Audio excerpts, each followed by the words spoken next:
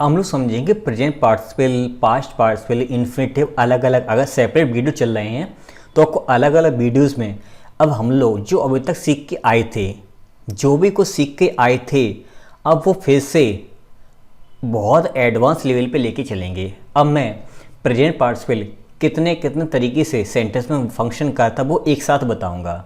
अभी तक मैंने हर चीज़ अलग अलग करके बताई ताकि चीज़ें समझ में आ जाएं। अब मैं बताऊंगा एडवांस लेवल पे, मैं फिर से प्रेजेंट पार्टिसिपल पढ़ाऊंगा एक बार फिर से, फिर उससे और एडवांस लेवल पे। तो कहने का मतलब ये, जैसे आप 10th क्लास का पेपर देना चाहते हो तो ये बात की गारंटी कि आप केजी नर्सरी या क्लास फर्स्ट से लेकर के 9th या 8th तक तो आपने पढ़ाई होगा निश्चित। डायरेक्ट आप 10th में नहीं बैठे होगे। तो वही मैं कर रहा हूँ, पहले मैं बेसिक आपको समझाता चला रहा हूँ। जीरो से एडवांस लेवल का मतलब होता है और टफ और टफ और टफ। हम लोग टफ की कैटेगरी, हम लोग 20 से ऊपर चल रहे हैं, 20 से ऊपर चल रहे हैं और टफ से थोड़ा नीचे चल रहे हैं। और उसके बाद फिर से एक और मौका आएगा, फिर मैं पढ़ूंगा। तो ये चलता ही रहेगा, तब तक चलता रहेगा जब तक कि मैं खुद सेटिस्फाइड ना हो जाऊं। और शायद मैं कभी नहीं हो सकता हूं, क्योंकि जब तक नई नई चीज़ मिलती हैं तो फिर लगता है कि हाँ ये भी पढ़ाना चाहिए, तो वो मिलता रहेगा। अब यहाँ पे जो आपके सामने जो वर्ब्स लिखी हुई हैं जो इन्फिनेटिव को फॉलो करती हैं, मतलब इन वर्ब्स के बाद हमेशा 2+V1 आता है। मैं अब इसलिए आपको याद दिला रहा हूँ क्योंकि ये वर्ब्स आएंगी, आप कंफ्यूज हो गए कि इनका 2+V1 आएगा कि V1 आएगा कि ING फॉर्म आएगा, इसलिए मैं अभी बता दे रहा हूँ। तो इन वर्ब्स के बाद हम लोग यूज़ करते हैं 2+V1। तो इसको याद कर लो, ये भी डिस्कस किया था, देख लेना, वीडियो में बताया था। सेपरेट वीडियो का चल रहे हैं तो ये भी बताया था। अब इस पर समझो। नॉन फाइंड वर्ब्स जो होती हैं वो कुछ इस तरह से होती हैं, इनका हम एक्टिव और पैसिव फॉर्म समझ रहे हैं। अब ये ज़रूरी क्यों है, रीज़न ये है कि अब हम एक्टिव पैसिव भी समझेंगे इनके अलग अलग फॉर्म्स को। और जहाँ पे एक्टिव का सेंस है तो वहाँ पे एक्टिव में रखेंगे, जहाँ पे पैसिव का सेंस है वहाँ पे एक्टिव से पैसिव में चेंज करेंगे, सब होगा। तो नॉन फाइंड वर्ब का जो एक्टिव फॉर्म होता है, जो फुल इन्फिनेटिव होता है, V1+ING, सॉरी 2+V1, इसको फुल इन्फिनेटिव बोलते हैं। इसका पैसिव बनता है टू बी और संग में जोड़ते हैं V3। मतलब यहाँ पे जो V1 है उसको चेंज करेंगे V3 में, और 2 का तो 2 रहेगा, बस B को एक्स्ट्रा में जोड़ना है इधर पे। ठीक है, एक्टिव और पैसिव। हम नॉन फाइंड वर्ब्स का एक्टिव और पैसिव फॉर्म पढ़ रहे हैं, ध्यान से सुन लो मेरी बात, नहीं तो कंफ्यूज हो जाओगे। अगर मैं बात करूँ बेयर इन्फिनेटिव की, केवल V1, तो इसका पैसिव कैसे बनेगा, बी फॉर्म, यानी कि helping verb, is, am, are, was, are type की। और उसके बाद आएगा वर्ब की थर्ड फॉर्म, और उसका जो भी फॉर्म आएगी वो मेरी 2+V1 आएगी। अभी समझ में नहीं आया होगा। जब आपको मैं कॉजेटिव वर्ब पढ़ाऊँगा, कॉजेटिव वर्ब्स, तब ये आपको बात समझ में आ जाएगी कि मैं क्या समझा रहा हूँ। ये कॉजेटिव वर्ब में समझेंगे, फिलहाल ऐसे समझ लो। यहाँ पर अगर मैं V4 की बात करूँ, जैसे कि मैं बात करूँ डूइंग की, एग्जाम्पल से बता दे रहा हूँ। यहाँ टू डू लिखा है तो यहाँ पर टू बी डन हो जाएगा, टू बी डन। ठीक है, पैसे ये बताएंगे उसमें कॉजेटिव वर्ब में पढ़ेंगे लो डिटेल में। अब यहाँ पे डूइंग है तो इधर पे इसका पैसे बनेगा बीइंग डन। कैसे होगा यूज़, ये सब मैं बताऊँगा, और मैं बता ही चुका हूँ काफ़ी सारी चीज़ें। फिर एक फॉर्म अकेला होता है अपने आप में, पास्ट पार्टिसिपल, पास्ट पार्टिसिपल जो V3 है, ये एडजेक्टिव का फंक्शन करता है। ठीक है, फिर इसकी बात मैं बात करूँ, ये अकेला होता है, ये पैसिव फॉर्म में ही होता है, और ख़ास तौर पे ये नॉन लिविंग के पहले आता है। अगर आप बात करोगे कि यूज़ कैसे होता है, नॉन लिविंग के ठीक पहले आता है, और फ्रेज के तौर पर ये किसी सब्जेक्ट के ठीक पहले भी आ सकता है, वो अलग कंडीशंस की बताऊँगा मैं अलग से। अगर मैं टू हैव प्लस V3 की बात करूँ तो इसका पैसिव वॉइस बनेगा टू हैव बीन, और V3 का V3 रहेगा। ज़्यादातर लोगों को कन्फ्यूज़ रहता है कि सर टू हैव V3 और हैविंग V3 में डिफरेंस क्या है। सब कुछ बताऊंगा, दुखी नहीं होना, परेशान नहीं होना, हर एक चीज़ मिलेगी। जो भी अभी तक आपको डिस्प्ले पे जितना कुछ दिखाई दिया है शुरुआत से आखिरी तक, उसमें जो भी वर्ड आए थे, जो मैं छोड़े थे जानबूझ करके मैंने बताई नहीं थे, या मैं भूल गया था, भूला तो नहीं हूँ, 99%, 1% शायद भूल सकता हूँ, वो सारी चीज़ें, और जो आपने नहीं पूछी हैं, जो अभी तक नहीं दिखाई दी हैं, उससे भी कई गुना ज़्यादा चीज़ें आपको मिलेंगी। क्योंकि ये इसको तैयार करने में ही मुझे 1 महीने से ऊपर लग गया है। केवल जो टाइपिंग दिखाई दे उसको तैयार करवाने में ही मुझे 1 महीना लग गया है। आप सोचो मैं कितना टाइम लगा उसको तैयार करने में, कि मुझे पढ़ाना क्या है। तो मेहनत बहुत लगती है। बिलीव रखें, विश्वास रखें, और लगता है आपकी ज़िंदगी में कुछ इम्प्रूवमेंट हो रहा है तो आप मुझे फिनेंशियल सपोर्ट कर सकते हो, जो कि मैं UPI ID अपनी बार बार देता हूँ और QR कोड देता हूँ, पेटीएम वगैरह। आप किसी भी ऐप से, किसी भी अकाउंट से आप UPI ID पे पेमेंट कर सकते हो। ये मेरे लिए सपोर्ट रहेगा, क्योंकि यही मेरी सबसे ज़्यादा इंपॉर्टेंट चीज़ फ़िलहाल हो रही, क्योंकि काफ़ी सारी प्रॉब्लम्स होती सबकी लाइफ में। अगर इम्प्रूवमेंट थोड़ा सा भी हुआ आपकी लाइफ में तो आप पेमेंट कर सकते हो, कितना भी, 1 रुपये से लेकर के कितना भी कर सकते हो, कोई प्रॉब्लम नहीं है। मैं ये नहीं सोच के चलता कोई मुझे 1000 रुपये, 10,000, 15,000, ऐसा कुछ भी नहीं है। जो दोगे एक्सेप्टेबल है। अब सुनो, सब कुछ बताऊंगा। तो इसका पैसिव बनेगा हैविंग बीन B3। हमें पता है कि हैव, जैसे कि हैव डन है या हैज़ डन है, तो उसका have been done, has been done होता है, ठीक है। और हैविंग और V3 का बनेगा having been B3, having been B3। आप चाहो तो इस स्ट्रक्चर को V3 भी लिख सकते हो, केवल न्यूज़पेपर वगैरह में या जो नॉवेल्स वगैरह होते हैं उनमें हैविंग बीन B3 की जगह वो B3 अकेला लिख देते हैं। तो वो रियल में स्ट्रक्चर यही वाला होता है, ये वाला जो समझ में नहीं आता है। उसका रीज़न यही है, नॉवेल्स न्यूज़पेपर में क्या होता है वो जगह बचाने की कोशिश करते हैं, इसलिए वो कॉन्ट्रैक्टेड फॉर्म ज़्यादा लिखते हैं, वो सिंथेसिस बहुत ज़्यादा यूज़ करते हैं। और सिंथेसिस में आपको डिटेल पढ़ा चाहूँ, आप देख लेना जा करके। मैं तो 9-10 सेंटेंस को एक सेंटेंस बनाया हुआ है, बहुत सारे सेंटेंस को मिला के एक सिंपल सेंटेंस मैंने बना दिया, सब कुछ इसमें चला गया, कुछ शब्द उठाए और सेंटेंस पूरा सेंस दे रहा है। सिंथेसिस का खेल है, जा करके देखना पूरी सीरीज, सारी लिस्ट मिल जाएगी इस वीडियो की डिस्क्रिप्शन, हर चीज़ की मिल जाएगी। तो ये एक्टिव फॉर्म रहे सारे, और ये इनके पैसिव फॉर्म रहे। ये दोनों के दोनों नॉन फाइनल वर्ब से ही हैं। अब मैं बढ़ता हूँ आगे, आराम से देख लेना, समझ लेना। अगर मैं बात करूं कि नॉन फाइनल वर्ब्स को फिर से मैं एक बार रिवाइज करवा दूं, ये मैं पहले ही बता चुका था कि 2 + V1 अगर मैं प्रेजेंट सेंटेंस में लिखता हूं टू डू, तो इसका मतलब तो कोई काम भविष्य में होने को है, कोई काम भविष्य में होने को है। अगर मैं कोई सेंटेंस लिखता हूँ प्रेजेंट या फ्यूचर में और उसमें इन्फिनेटिव का यूज़ करता हूँ, तो उसका मतलब तो कोई काम अभी हुआ नहीं है, वो भविष्य में होने को है। और अगर कोई पास्ट का सेंटेंस है, सेकंड फॉर्म है, वॉज वा जो भी कुछ लिखा, उसमें अगर मैं 2 + V1 का यूज़ करता हूँ तो इसका मतलब वो काम वहाँ पर हो चुका है। और अगर मैं प्रेजेंट या फ्यूचर के टेंस में V1 + ING लिखता हूँ, यानी कि वर्ब की 4th फॉर्म लिखता हूँ, तो उसका मतलब वो काम जारी है प्रेजेंट टाइम में। और अगर मैं उसको सेंटेंस को पास्ट में डालता हूँ तो उसका मतलब होता है वो काम करने को मैं भूल गया था। इन दोनों में ये डिफरेंस है, 2 + V1 और V1 + ING ये डिफरेंस है, ध्यान से समझना। अब एक बार फिर से कंफ्यूज हो रहे हो कुछ लोग कि सर V1 + ING का हेल्पिंग वर्ब से पहले, नहीं। नॉन फाइनल वर्ब्स का चेहरा कैसा होता है, वो कहाँ रखी जाती है, ये मैं बार बार बता चुका हूँ, ठीक है। मैं यहाँ पे रिवाज करवा दे रहा हूँ कि इसके पहले हेल्पिंग वर्ब नहीं आएगी, इसके पहले हेल्पिंग वर्ब नहीं आएगी। जब नहीं होगी तब इसका प्रेजेंट में सेंस निकलेगा कि काम जारी है, और पास्ट में निकलेगा इसका मैं काम करने को भूल गया था। और अगर मैं प्रेजेंट में फ्यूचर में 2 + V1 लिखता हूँ, इसका मतलब वो काम होने को है, अभी हुआ नहीं है। और पास्ट में अगर 2 + V1 लिखता हूँ तो इसका मतलब वो काम हो चुका है पूरा। अब ये कैसे सेंस निकले वो एग्जाम्पल से देखिए, और हम लोग पहले देख भी चुके हैं। अगर मैं केवल V3 लिखता हूँ, इसका मतलब वो काम हो चुका है और सेंस निकलता है पैसिव वॉइस में। जैसे द लॉस्ट चाइल्ड, खोया हुआ बच्चा, बच्चे ने खुद को नहीं खोया है। द बर्न्ड ट्रेन, जली हुई ट्रेन, तो ट्रेन ने खुद को नहीं जलाया है, वो जल चुकी है, तो काम हो चुका है और वो अपने आप जली है, धोखे से जली, कैसे जली, वो पैसिव सेंस में है। टू हैव + V3 का मतलब होता है काम हो चुका है, और हैविंग बीन V3 का मतलब वो काम हो चुका है। इन दोनों डिफरेंस के वो सबसे आखिरी में देखेंगे। चलो अब देखते हैं आगे। अब हम समझेंगे प्रेजेंट पार्टिसिपल के बारे में।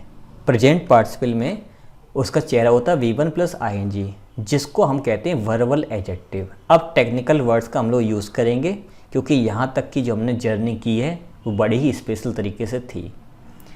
तो V1 + ING याद रखना, इसके पहले हेल्पिंग वर्ब नहीं आएगी। मैं ये बातें बार बार रिपीट नहीं करूँगा क्योंकि थोड़ी सी अजीब लगती हैं। तो V1 + ING जिसको हम प्रेजेंट पार्टिसिपल कहते हैं, जिसके हम सब कुछ देख चुके फंक्शन वगैरह, ये किसी भी सेंटेंस में ये या तो नाउन का काम करती है, या फिर ये एडजेक्टिव का फंक्शन करती है, या फिर ये वर्ब का फंक्शन करती है। अगर ये V1 प्लस ING किसी सेंटेंस में आती है तो ये नाउन की तरह काम करती है। किसी नाउन की तरह अगर काम करेगी तो वहाँ पर रियल में ये होती है जेरंड। जेरंड दो फंक्शन करता है, या तो सब्जेक्ट का या फिर ऑब्जेक्ट का। अब मैं यहाँ पर आपको प्रेजेंट पार्टिसिपल और जेरंड के बीच में भी डिफरेंस थोड़ा सा बताऊँगा, तो इसके लिए आपको दुखी नहीं होना है। भले ही हेडिंग प्रेजेंट पार्टिसिपल लिखिए, मैं फिर से जेरंड और पार्टिसिपल डिफरेंस बताऊंगा, जो मैं पहले ही बता चुका हूँ, मैं फिर से रिपीट करूँगा। लेकिन अब की मैं और डिटेल में लेके आपको जाऊँगा अंदर गहराई में। अगर एडजेक्टिव की तरह काम करेगा तो रियल में ये होगा मेरा प्रेजेंट पार्टिसिपल। अगर ये वर्ब की तरह काम करेगा तो उसके ठीक पहले V1 प्लस ING के ठीक पहले मुझे हेल्पिंग वर्ब जरूर मिलेगी। अब ये कहाँ जेरंड है जो कि सब्जेक्ट ऑब्जेक्ट का काम कर रहा है, कहाँ ये एडजेक्टिव है जो कि प्रेजेंट पार्टिसिपल की तरह काम कर रहा है, यानी कि प्रेजेंट पार्टिसिपल एडजेक्टिव की तरह काम कर रहा है, कहाँ पर ये वर्ब की तरह काम कर रहा है, मतलब मेन वर्ब की तरह। हम ये भी चेक करेंगे जिसके पहले हमें मिलेगी हेल्पिंग वर्ब। सब कुछ देखेंगे डिटेल में, आइए समझते हैं। He is doing his work, he मेरा सब्जेक्ट हो गया, इज मेरा हेल्पिंग वर्ब क्योंकि इसके बगैर में V1 प्लस ING जो कि मेरी मेन वर्ब है। हिज मेरा पजेसिव एडजेक्टिव और इसका ये ऑब्जेक्ट नाउन हो गया, और ये इस वर्ब का ये ऑब्जेक्ट है। कोई बड़ी बात नहीं है, सेंटेंस में समझ आ गई। ये मेरा हो गया मेन वर्ब जो कि प्रेजेंट पार्टिसिपल है। ये वाली बात समझ में आ गई। Walking is useful for health, मैंने ये देखा ये मेरी मेन वर्ब है क्योंकि इसके बगल में यूज़फुल तो एक एडजेक्टिव है, और एडजेक्टिव और एक नाउन को मुझे जोड़ने के लिए ये आपका एब्स्ट्रैक्ट नाउन है, लास्ट में सफिक्स जोड़ा है TH। सब कुछ पढ़ा चुका हूँ, डिटेल देखोगे समझ में आ जाएगा। फॉर इसके पहले ये तो मेरा प्रपोजिशन है, इसका मतलब ये इस प्रपोजिशन का ऑब्जेक्ट हो गया, तो ये एडजेक्टिव हो गया। ये मेरी मेन वर्ब है। हमें ये पता है कि वर्ब से पहले हमेशा सब्जेक्ट आता है। सब्जेक्ट कौन होता है? सब्जेक्ट या तो V1 प्लस ING होता है जिसका नाम रखा हम लोगों ने जेरंड, या तो कोई नाउन होता है, ये तो मालूम है, या तो कोई प्रोनाउन होता है, ये भी मालूम है। तो ये वर्ब से ठीक पहले आया है, मेन वर्ब से पहले। और इसके ठीक पहले मैंने देखा यहाँ पे तो हेल्पिंग वर्ब नहीं है, या तो ये पार्टिसिपल होगा या फिर ये मेरा जेरंड होगा। तो हमें पता है सब्जेक्ट की जगह केवल जेरंड ही आता है, तो यहाँ पर ये मेरा जेरंड है जो कि सब्जेक्ट की तरह वर्क कर रहा है। मेरे ख्याल से बात समझ में थोड़ी आई होगी। आ जाओ फिर से एक बार।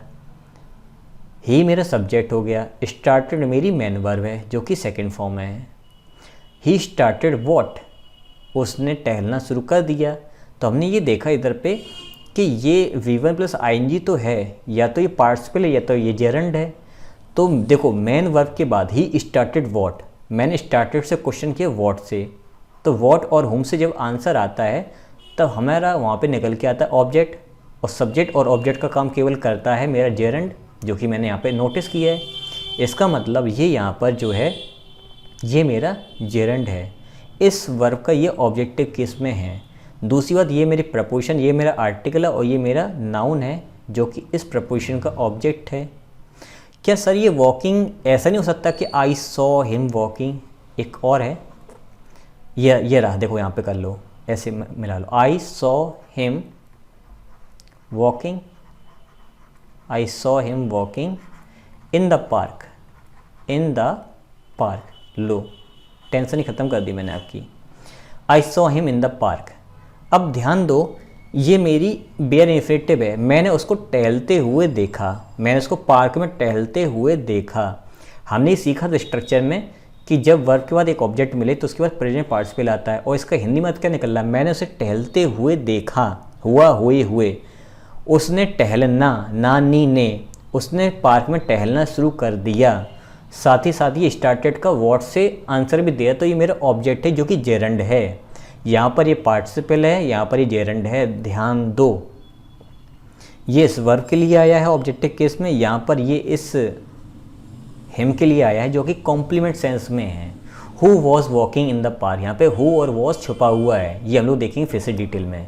काफ़ी बार बता चुका हूँ, अगर आप पहली बार वीडियो देख रहे हो, बीच में वीडियो देख रहे हो, तो आपको बातें समझ में नहीं आएगी, लाइन से देखना पड़ेगा सब कुछ। ही सब्जेक्ट, सॉ मेन वर्ब, ए आर्टिकल जो कि स्ट्रेन के लिए आया हुआ है, और ये सॉ का ये ऑब्जेक्ट है। नाउन से ठीक पहले मेरा आता है एडजेक्टिव, तो ये मेरा एडजेक्टिव है। और he saw a running train, उसने एक दौड़ती हुई ट्रेन देखी, एडजेक्टिव है। दैट टाइम, उस समय, दैट टाइम ये मेरा उस समय का सेंस दे रहा है, और मैं कहूँ वैन तो आंसर आया वैन से, तो ये मेरा एडवर्ब फ्रेज है, एडवर्बियल फ्रेज है। ए मेरा आर्टिकल जो कि इस ट्रेन के लिए आया है, ये मेरा हो गया नाउन। वॉज मेरा हेल्पिंग वर्ब है क्योंकि इसके बगल में कमिंग आईएनजी फॉर्म आ रहा है, देखो प्रेजेंट पार्टिसिपल, लेकिन ये मेन वर्ब का काम कर रहा है। ऑन मेरा प्रपोजिशन है, और ये मेरा नाउन है जो कि ऑब्जेक्ट है इस प्रपोजिशन का। और ये ऑन टाइम एक एडवर्बियल फ्रेज है क्योंकि समय के बारे में बता रहा है, एडवर्बियल फ्रेज है। अब मैं देखूँ नाउन के ठीक पहले, जैसे कि मैं कहूँ एक good train, a big train, तो गुड है, बिग को मैंने रिमूव किया, यहाँ पे जोड़ दिया रनिंग, तो है तो अभी भी एडजेक्टिव जगह, तो ये मेरी एडजेक्टिव है। कहने मतलब ये है कि आर्टिकल और नाउन। देखो अगर आपने मेरे स्टार्टिंग वीडियोस देखे होंगे, उनका बेनिफिट क्या है, जब मैंने एडजेक्टिव शुरू किया था तो मैंने प्रेडिकेटिव और एट्रीब्यूटिव जो आपको वो पढ़ाए थे एडजेक्टिव के यूज़, तो एट्रीब्यूटिव मैंने 12 फंक्शन बताया था कि आर्टिकल, एडजेक्टिव, ये नाउन वगैरह इनकी प्लेसमेंट क्या होती है। साथ ही साथ मैंने ये भी बताया था कि इनके बीच में क्या क्या आता है, तो वहाँ पे मैंने एडजेक्टिव उठाई थी, वही एडजेक्टिव का चेहरा मैंने बदल दिया है, तो बात तो वही है। भाई ये पेन में ऐसे पकड़ूँ या ऐसे पकड़ूँ, रहेगा तो ये पेन ही। अब मैं यहाँ पे चाहे इसके बीच में एडजेक्टिव आता है, अब मैं यहाँ पे रनिंग डालूँ, गुड डालूँ, बैड डालूँ, टॉल डालूँ, स्मॉल डालूँ, क्या डालूँ, कोई दिक्कत थोड़ी नहीं है। सेंस देना चाहिए, बस एडजेक्टिव होना चाहिए, एडजेक्टिव यहाँ पर है। बात आई समझ में। A walking man came to me, एक टहलता हुआ आदमी मेरे पास आया, ए मेरा आया मैन के लिए जो कि नाउन है, ये मेरी मैन वर्ब है, इसका मतलब ये नाउन हो गया सब्जेक्ट इस वर्ब का। टू मी, मेरे पास आया नहीं कि ये प्रपोजिशन हो गया, ये ऑब्जेक्ट हो गया, ठीक है। तो इसका मतलब इन दोनों बीच में तो एडजेक्टिव आई, तो वॉकिंग मेरा यहाँ पर हो जाएगा एडजेक्टिव, ठीक है। The book, the article book मेरा नाउन है, इस मैन वर्ब का ये सब्जेक्ट है, ठीक है। Very interested, the book is very interested. अब ये पास्ट पार्टिसिपल वाला खेल है, ये मैं डिटेल में बताऊंगा पास्ट पार्टिसिपल में, लेकिन मैं यहाँ पे समझा देता हूँ। The book is very interested के इंटरेस्टिंग, ये मैं डिटेल बताऊंगा बिल्कुल अलग से, लेकिन फ़िलहाल यहाँ पे समझो। जब मैं ये डिटेल फिर से पढ़ाऊँगा आपको एक बार, कि बुक खुद इंटरेस्टेड है कि बुक अपने आप में एक इंटरेस्टिंग है, ठीक है। समझ में नहीं आ रहा, इसको ये देख लो। अगर आपको जेरंड वाला चैप्टर याद होगा तो मैंने बताया था कि V1 प्लस ING जब किसी नाउन के पहले आता है, अगर ये नॉन लिविंग है, अगर ये नॉन लिविंग नाउन है तो इसके पहले ये हमेशा पार्टिसिपल ही माना जाएगा, ये हमेशा पार्टिसिपल ही माना जाएगा, सॉरी जेरंड माना जाता है, क्योंकि ये फंक्शन नहीं करेगा, ये जेरंड माना जाता है।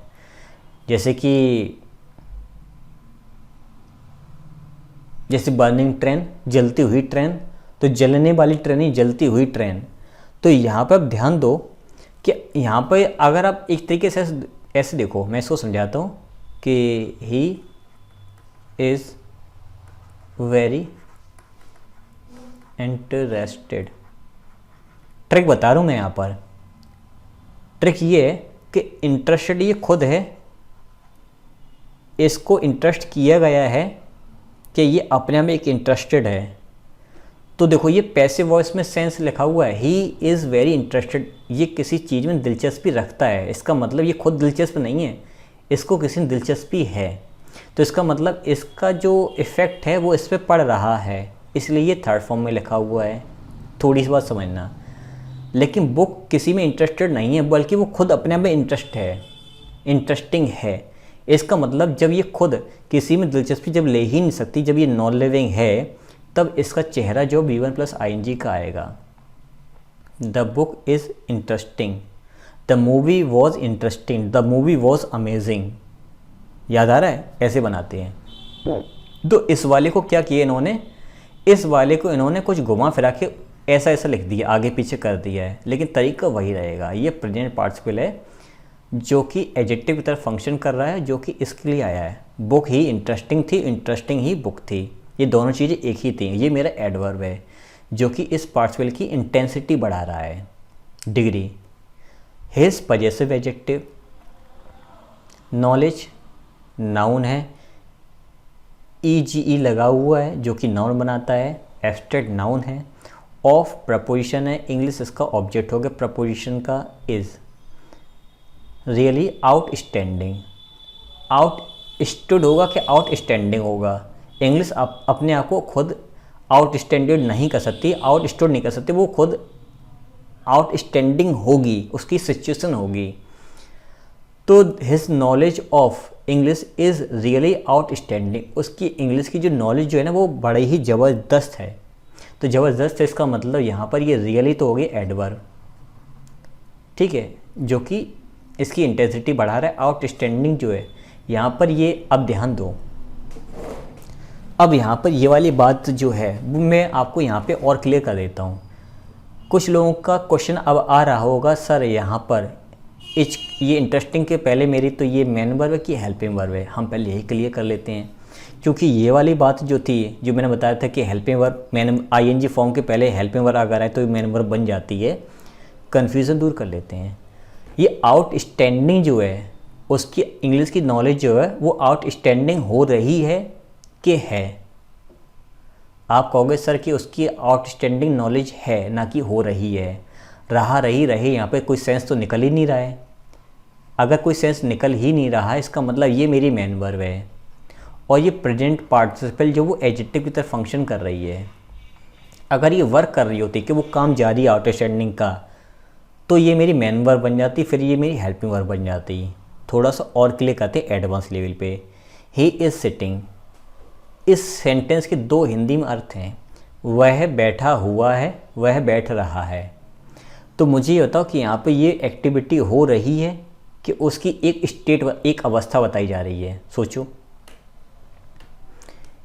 देखा जाए तो इसके दोनों आते, जैसे मैं यहाँ पे बैठा हुआ हूँ कुर्सी पर, तो आप अपने दोस्तों को कैसे बताओगे सर कुर्सी पे बैठे हुए हैं कि सर कुर्सी पे बैठ रहे हैं। तो जो अभी ये प्रेजेंट में इस कंडीशन में तो आप हिंदी में ये बोलोगे सर कुर्सी पे बैठे हुए हैं, इसका मतलब इसका ये अर्थ निकला ही इज़ सिटिंग, वो बैठे हुए हैं। अब वो कहना कि सर कुर्सी पे बैठ रहे हैं, देख लें कुर्सी टूट ना जाए या कुर्सी ख़राब तो नहीं, सर बैठने वाले हैं या बैठ रहे हैं। सर कुर्सी बैठ रहे, जल्दी से रिकॉर्डिंग करो, बैठते हुए दिखाओ उनको। इसका मतलब हमें सिटिंग एक एक्शन भी दिखाना पड़ता है कभी कभी। अब हम ये कैसे पता करें कि ये एक्शन हो रहा है, कि ये एक स्थिति, एक स्टेट है। उसका लॉजिक ये है कि अगर आपने टेंस वाले मेरे वीडियोस देखे होंगे तो प्रेजेंट वाले यानी कॉन्टिन्यूस वाले टेंस में बताया था, वहाँ पर कीवर्ड होते हैं कॉन्टिन्यूस वाले, जैसे कि नाउ है, टुडे है, एट दिस टाइम है। जब ये डाल देते हैं तब ये काम कॉन्टिन्यूस में चला जाता है। जब यहाँ पर कोई कीवर्ड ना हो कॉन्टिन्यूस वाला तब ये हमारा फिर स्टेट में चला जाता है। ही सिटिंग नाउ, वो बैठ रहे हैं। अब यहाँ पे रहा रही रही निकला, और अगर मैं यहाँ पे कोई कीवर्ड ना डालूँ तो इसका मतलब यहाँ पे निकलता है ही इज सिटिंग, वह बैठे हुए हैं। ही सिटिंग इन द चेयर, वो कहाँ पे हैं, वो कुर्सी बैठे हुए हैं। वो अब कुर्सी बैठ रहे हैं, यहाँ पे now, today, at this time कुछ ऐसे लगाना पड़ेगा वर्ड। तो यहाँ पर ये मेरी मेन वर्ब है, ये मेरी प्रेजेंट पार्टिसिपल है जो कि एडजेक्टिव की तरफ फंक्शन कर रही है। ये मेरी मेन वर्ब है, ये मेरी प्रेजेंट पार्टिसिपल है, एडजेक्टिव की तरफ फंक्शन कर रही है। ये प्रपोजिशन है, ये चेयर मेरा नाउन है जो कि ऑब्जेक्ट इस प्रपोजिशन का, ये मेरा आर्टिकल है। बात समझ में आ गई होगी। He sitting before the manager, he subject, is helping verb की मेन वर्ब, ही सिटिंग, वह बैठे हुए हैं।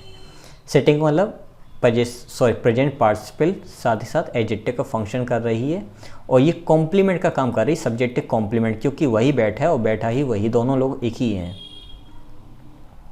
बिफोर मेरा प्रपोजिशन है, मैनेजर मेरा नाउन है और ऑब्जेक्ट है इस प्रपोजिशन का। वह मैनेजर के सामने बैठा हुआ है। अब सामने के लिए इन फ्रंट ऑफ और बिफोर दोनों आते हैं, इनमें क्या डिफरेंस होता है ये देखेंगे हम लोग। वेरी गुड, ये हम लोग देखेंगे आपके प्रपोजिशन वाले चैप्टर में। आफ्टर सैल्यूटेशन, सैल्यूटेशन मतलब नमस्कार करने के बाद या सलामी देने के बाद। सैल्यूटेशन मतलब किस, जैसे मैं कहता हूँ नमस्ते, तो ये सैल्यूटेशन ही है। जय हिंद सर सैल्यूटेशन है। आफ्टर सैल्यूटेशन, तो ये आफ्टर प्रपोजिशन, सैल्यूटेशन मेरा नाउन है, लेकिन दोनों मिल करके व्हेन का सेंस दे रहे हैं। कब? After salutation. तो ये एडवर्बियल फ्रेज है एक, ठीक। The minister was sitting on the chair, मतलब after salutation the minister was sitting on the chair. अब इस सेंटेंस में हमें फिर से सिटिंग मिला। अब देखो आफ्टर सैल्यूटेशन, ये फ्रेज हमें ये बता रहा है इधर पे कि ये एक्टिविटी हो रही थी।